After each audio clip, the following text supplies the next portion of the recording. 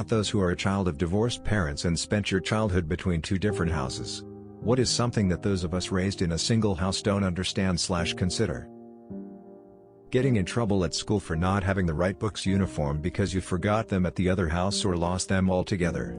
Having to be very careful about being excited or positive about the other parent's house.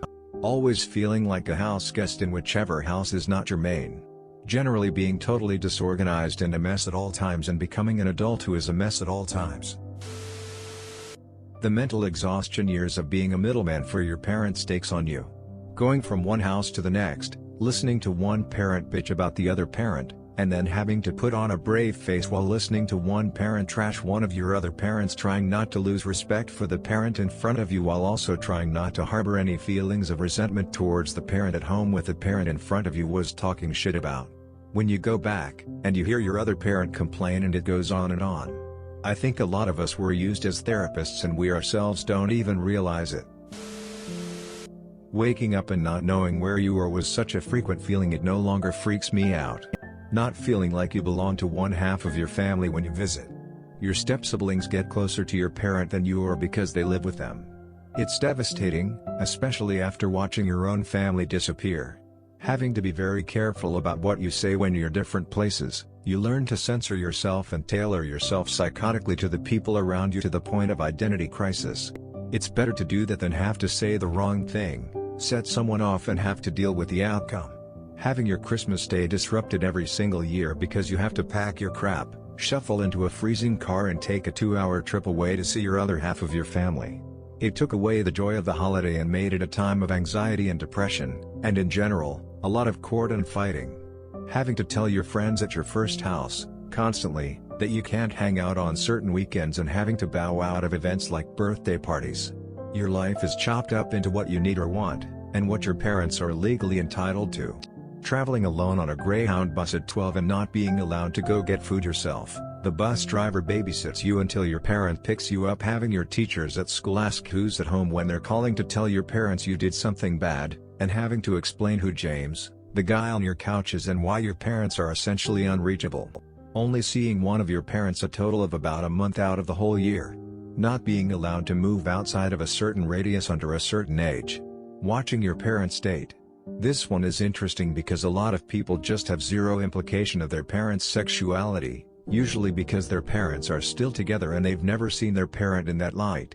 I know way too much about my parents in that sense. Lol, I could honestly go on. Living your life split like that never really ends once you're an adult, either, until you make the decision to stop trying to please both your parents and make up for a shitty thing that was their problem, and made yours, and just put yourself in the driver's seat and think of yourself first. You know. Like they should have. How the disruption to routine spills down and negatively impacts you in so many other aspects of life. A child is conditioned to follow the same pattern, get up at a certain time, eat breakfast, go to the bus, school, home, dinner, bed, all at prescribed times. But when dad lives 5 minutes from school and mom lives 45 minutes from school, the routine that works at dad's won't work at mom's. And as a 9-year-old, you don't have the authority influence to say sorry mom, I'm staying at dad's during the week because you live too far away. You don't get to bond with other kids in either neighborhood, as they don't understand why you're only around some days and not others, so they form their friend circles amongst themselves and shut you out. The school bus drivers who interrogate you as you're boarding because you didn't get on that bus in the morning, or the day before. So they have no idea that you're supposed to be on that bus going to a different place. And heaven forbid if there was a substitute bus driver. Being told your other parent would have gotten less custody if they could during an argument with you and the parent saying this. Being told you're an asshole just like your other parent. Turning 18 and being told you don't have to go to other parents' house anymore. You're 18. As if the whole time I didn't enjoy being there. Being told to be present for fights between parents because apparently just you being there can make it easier? No fucking idea how that one works. The worst part was the anxiety around having your parents interact. Even 10 years later I can't mention my mum around my dad as I have no idea what he'll do. He once saw my mum's new partner when dropping us off. He was doing something in the garage, and tried to fight him. You end up feeling like two different people. I had stuff at one house but not the other, so my entire daily routine and life was completely different at each house. The second you go to one house, it's like you shift and completely forget everything to do with anything at the other house. You can't mention anything you did at the other house, so the two parts of your life become so fractured. It didn't feel too bad at the time because it's just how it was. It's only now I'm older I can look back and see how much it kinda fucked with me.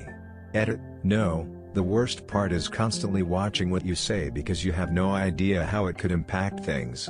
When I was 12 I once mentioned to my dad how my mom would normally wake me up for school then leave once I was showered and dressed. Just a fairly offhand comment, but then I find out he's got his solicitors arguing that my mother is terrible, that I feel neglected and she shouldn't have custody of us. That's probably the last time I mentioned anything about life at the other house to either parent. The irony being that once the money for the house custody was finalized, he started going out to the pub twice a week and leaving us home alone. The hypocrisy of it all pissed me off. So much of what happens in the year or so after your parents split is just for show so they look good with the court stuff. It's shit. Or at least it was with my dad, anyway. Trying to please both parents at the same time while you spend most of your time at a certain one. I grew up with my mom while being brainwashed that my dad is a horrible person, all while when you hear "So, when are you going to come out here and live with me?" from my dad. When you're 5 years old, that's something you don't need to deal with. Every summer, spring break, and other Christmas holiday was a nightmare. Turns out my dad is a really good guy. Just has a few demons like the rest of us. After 25 years, my mom still holds a serious hatred toward him. I got married almost 7 years ago and naturally, I invited my dad. Here I was on my wedding day and my own mother could not stop the bitterness for a small handful of hours. Ironically, that was the first time my wife met my dad and only had good things to say about him. As a parent going through a divorce, it's so frustrating to see my ex get distraught when I suggest a custody schedule that he doesn't consider ideal even though it would benefit the kids. Or when he launches nasty accusations at me about not caring when I'm just trying to facilitate something. This thread really brought home to me that being a parent is more than the number of hours spent in the same building with your kids. You only get one childhood. Kids need time to themselves and time with their friends, and that time won't always neatly align with a custody schedule. It also shouldn't be the kids' responsibility to make certain they get shuffled around without anything falling through the cracks. When people talk about parenting, there's really not enough discussion of all the indirect actions that need to happen to make that work. Getting a divorce only doubles the amount of work necessary because there's no longer a second person helping. Apparently it's all too easy for the resulting burden to land on the kids. A big thank you to everyone who has contributed to this list of what not to do. Well, that's all for the video today. I hope you enjoyed it and as always have an amazing day.